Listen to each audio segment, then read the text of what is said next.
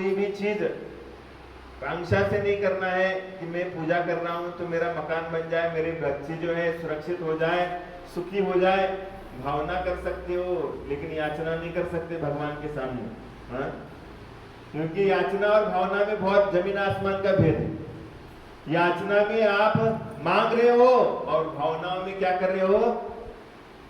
भावनाओं को आप अपने अंतरंग में सत्कार्य को क्या करते हो? फलित करने के लिए उसको आगे बढ़ाने का काम कर रहे हो। इसलिए भावना जो होती है, भावना तो कर सकते हो कि सबका कल्याण हो जाए, मेरा परिवार सुखी हो जाए, ये भावना करो, लेकिन याचना नहीं करो भगवान के सामने। अगर भगवान के सामने याचना करेंगे तो क्या है, वो याचना का फल हमेशा कमी होता है। जैसे आपके घर के सामने अगर कोई भिखारी आ जाए तो भिखारी क्या कहता है? भिक्षान दे। तो आप कितना देते हो उसको? हाँ? कितना देते हो? हाँ?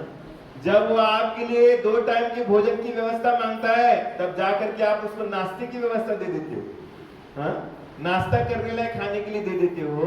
तो इसलिए अगर कोई मांगता ही नहीं है तो मांगता नहीं है तो क्या है, उसके लिए तो बहुत बड़ा भंडार खोल करके दे देते हो। और जो याचक है, तो याचक वृत्ति जो इसके जीवन में होती है वो हमेशा असफल होता है, उसकी कभी इच्छा पूर्ति नहीं होती। इसलिए जिनेंद्र भगवान के सामने जाकर के अपने आप को याचक नहीं बनाना है, अपने आप को यहाँ पर पूजक बनाना है। भगवान के सामने अपन पूजक बन करके जाएंगे तो आपके लिए याचना करने की कोई आवश्यकता नहीं है, आपकी कार्य सिद्धि अपने आप हुआ करेगी। आप बस अच्छा काम करते जाइए। जीवन में जितने भी अच्छे काम हैं वो अच्छे काम करते जाइए, आपके जीवन में कोई भी याचना का कोई प्रसंग जीवन में उपस्थित नहीं होगा और आप अच्छे कामों से मुकर जाओगे। गलत कामों को आगे करके जीने का प्रयास करोगे, आपको जीवन में याचना के अलावा कुछ भी नहीं मिलेगा।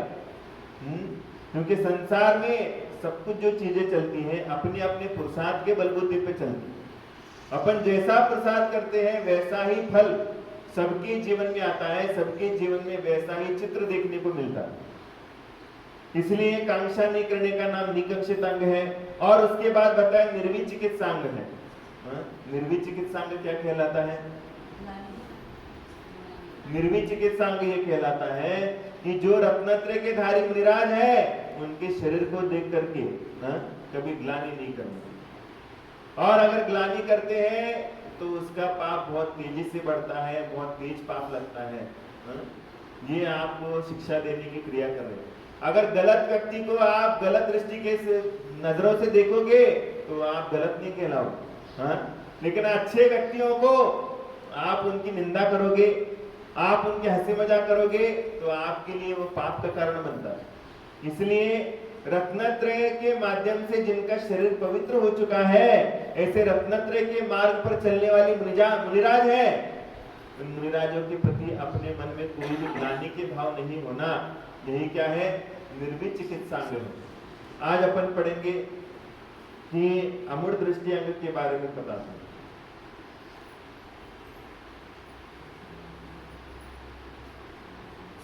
कापते पति दुखानां कापतस्ते कसम्मतिः असंप्रत्यर्कीर्तिर रमूढ़ा दृष्टिरुच्यते। कापते पति दुखानां कापतस्ते कसम्मतिः असंप्रत्यर्कीर्तिर रमूढ़ा दृष्टिरुच्यते। अमूढ़ दृष्टि अंग। अमूढ़ किसको कहते हैं? ना मूढ़ा इति अमूढ़ा। जो मूढ़ नहीं है, मूढ़ माने क्या? मूर्ख नहीं। तो मूर्ख नहीं है माने क्या हो गया वो? मूर्ख नहीं है माने मूर्ख नहीं, इसका मतलब क्या हो गया?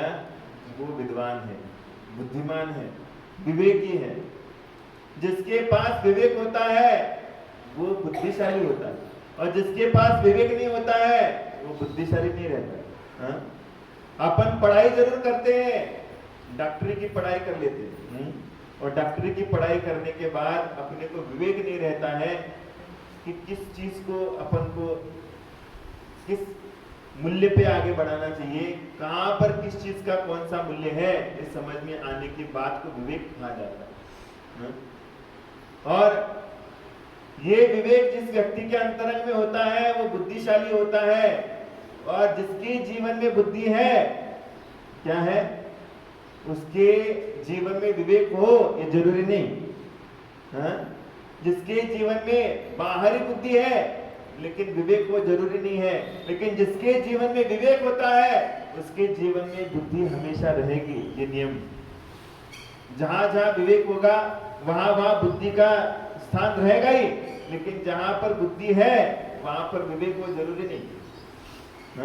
इसलिए सबके जीवन में व्यवहार का ज्ञान होना जरूरी है, और व्यवहार का ज्ञान जिस व्यक्ति को नहीं है तो वो व्यक्ति सब कुछ करते हुए भी ना करने जैसा है।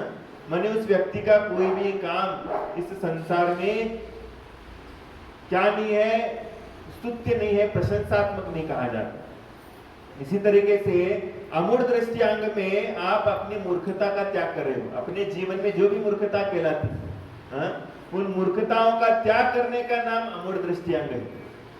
तो इसमें बताते हैं का पते पति दुखा नाम, का पते मने मिथ्या दर्शन आदि रूप कुमार्ग में, और का पथ हस्ते सम्मति, और कुमार्ग में स्थित जीवों में भी असम्मति मानसिक सम्मति से रहित, असंप्रत्किर रणुत्कीर्तिर माने शारीरिक संपर्क से रहित, और अनुत्कीर्ति माने वाचनिक प्रशंसा से रहित है, वह अमूढ़ दृष्टि अंग कहा जाता है। कहते हैं जो भी मार्ग होता है, जो भी रास्ता होता है, इस रास्ते में एक मार्ग होता है और कुमार्ग होता है कि नहीं होता? एक पगडंडी का रास्ता होता है और एक राजमार्ग होता कि नहीं होता? दोनों जगह पर पाए जाते हैं। लेकिन व्यक्ति पगडंडी के रास्ते पे चलता है तो वो सही रास्ते पे पहुंचेगा ये जरूरी नहीं। पहुंचेगा जरूरी है क्या? नहीं। लेकिन अगर राजमार्ग पे चलेगा तो राजमार्ग पर चलने के बाद उसको कोई डर नहीं है, वो 100% जो है उसके गंतव्य स्थान पे पहुंचेगा। अगर आपने बॉम्बे जाने के लिए रास्ता तय कर लिया और राजमार्ग पकड़ लिया तो आप सीधे जाओगे तो आपको राजमार्ग के माध्यम से बॉम्बे मिलेगा, भले समय लगेगा, मिलेगा जरूर। लेकिन आपने जहां तहां रास्ते निकल गए हैं, उन रास्तों के अनुसार चलने का प्रयास किया। अरे ये भी रास्ता है, यहाँ से भी जाएगा, ये भी रास्ता जा रहा है, इस रास्ते से भी जाएंगे, ऐसे सोच करके चलने का प्रयास किया, आप अपने गंतव्य पे नहीं पहुंच सकते। क्या पहुंच सकते? नहीं पहुंच पाओगे। इसलिए बताते हैं कि जो कापथ है माने जो मिथ्या मार्ग है, इस मिथ्या मार्ग पर चलने वाले जो भी कुमार्ग में स्थित जीव हैं, कुमार्ग में स्थित जो जीव होते हैं उनकी क्या नहीं करता है? शरीर से संपर्क नहीं रखता, और ऊपर से क्या नहीं करता है? उनकी वाचनिक प्रशंसा नहीं करता है, उनको बढ़ावा नहीं देता। इसी का नाम क्या है? अमूढ़ दृष्टि अंग कहलाता है। माने मिथ्यात्व आदि तथा इनके समर्थ को अनुगामियों की मन से, वचन से और काय से प्रशंसा ना करना अमूढ़ दृष्टि अंग कहलाता है।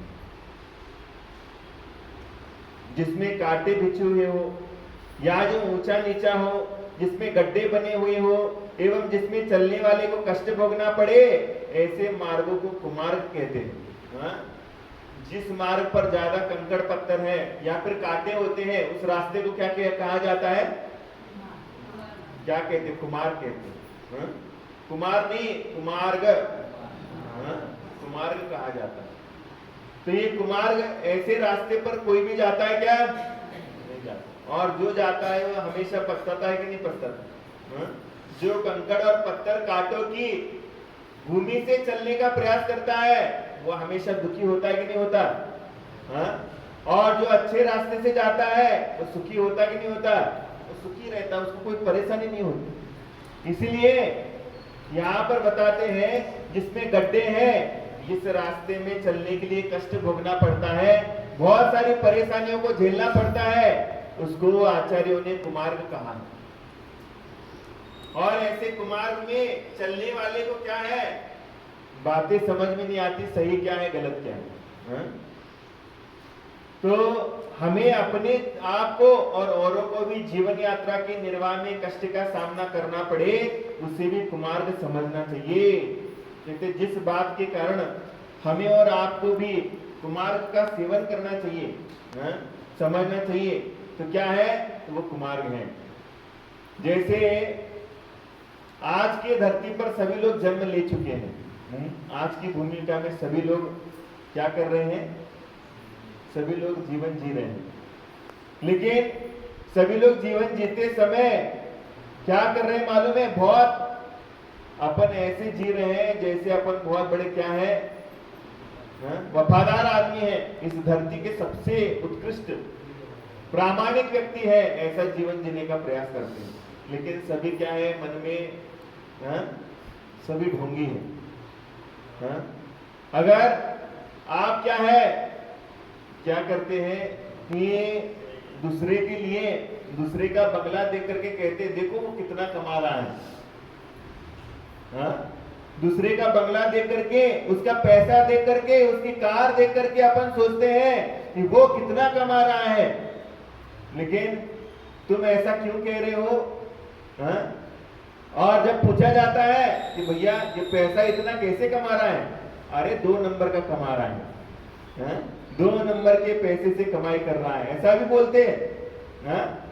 क्या कहते हैं, पैसा भी ज्यादा है, उसके पास सब सुख सुविधाएं, बढ़ भी रहा है, कह रहे हैं, और ऊपर से कहते हैं क्या है, इसका पैसा 2 नंबर का, ऐसा भी कहते हैं।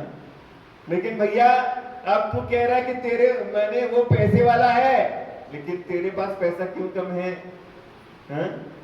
क्योंकि तू है ना, तू 2 नंबर का काम करना चाहता है, लेकिन तेरा 2 नंबर का काम सफल नहीं हो रहा है, इसलिए तू जलन कर रहा है, माने तू जल रहा है, इसलिए क्या कह रहा है कि तू 2 नंबर का कमाई करके आगे बढ़ रहा है। लेकिन इसलिए आप जलते हो, कि जलन को छोड़ने का नाम ही कुमार्ग का त्याग है। अगर कोई व्यक्ति को कोई चीज नहीं मिलती तो वो उसके लिए अंगुली कर देता, अरे उसको मिली ना, मेरे को क्यों नहीं मिली। अरे उंगली करने के पहले सोचो कि तुम्हारे लिए वो चीज नहीं मिल रही इसलिए तुम दुखी हो, लेकिन वो उसके लिए जो चीज मिल रही है वो उसके पुरुषार्थ का फल है। और तुम्हारा पुरुषार्थ जो है वह काम नहीं कर रहा है, इसलिए तुम्हें नहीं मिल रही है। उस दिशा में तुम पुरुषार्थ करना चालू करो। इसका मतलब ये नहीं कि तुम 2 नंबर के काम करना चालू करो। 2 नंबर के कामों में भी सफलता उसको मिलती है जिसका पुण्य है, और जिसका पुण्य नहीं है वो 2 नंबर का काम करते हुए भी पाया जाएगा तो उसके लिए क्या हो जाएगा, अरेस्ट हो जाएगा। जैसे अभी अभी एक लेडी कलेक्टर थी, वो आ गई कि नहीं सबके सामने, 2 नंबर करके वो कलेक्टर यूपीएससी पास करी उसने। यूपीएससी पास करने के बाद उसका सब दायरा सबके सामने आ गया। ये क्यों आ गया, क्यों आया? क्या संसार में सभी लोग क्या सचमुच व्यवस्थित तरीके से गए क्या? नहीं। लेकिन इसका सामने क्यों आया? क्योंकि इसके पाप कर्म का उदय आ गया। इसके पाप कर्म का उदय आया, और जैसे पाप कर्म का उदय आता है सभी लोग इसकी दृष्टि उसकी तरफ, उसकी दृष्टि इसकी तरफ, दोनों एक दूसरे को देखना चालू करते हैं। सरकारें आती है, सरकारें जो भी सरकार चलाता है, अब सरकार में बैठने वाला आदमी कोई बहुत बड़ा कौन है, सत्यवादी हरिश्चंद्र है क्या? सत्ता में बैठने वाले सत्यवादी हरिश्चंद्र है क्या? नहीं। लेकिन सबके घोटाले सबके सामने नहीं आते। क्यों नहीं आते? क्योंकि सबका पुण्य एक जैसा है। किसी का पुण्य ज्यादा रहता है तो उसका घोटाला दब जाता है, और एक का घोटाला सामने आ जाता है माने उसके पाप कर्म का उदय चालू हो जाता है तो घोटाला सामने आ जाता है। उसी तरीके से ये सब कुछ कार्य समझ में आता है। इसलिए धर्म हमेशा कहता है कि तुम्हारे लिए भले कितनी भी शान और शौकत मिल जाए, लेकिन कुमार का सेवन नहीं करना। अगर कुमार का सेवन करते रहोगे जीवन भर दुखी रहोगे। जब तक तेरे पुण्य का बीता नहीं करार, तब तक तुझको माफ है, अवगुण करो 1000। जब तक आपके पुण्य कर्म का उदय चलता है तब तक आपकी 100 गलतियां माफ हो जाएंगी, लेकिन जिस दिन आपके पुण्य का नाश हो जाएगा उस दिन आपके लिए उसी घर में पानी पीना भी नरक हो जाएगा, उसी घर में पानी पीना नरक हो जाएगा। ये सब सोचने की बात है।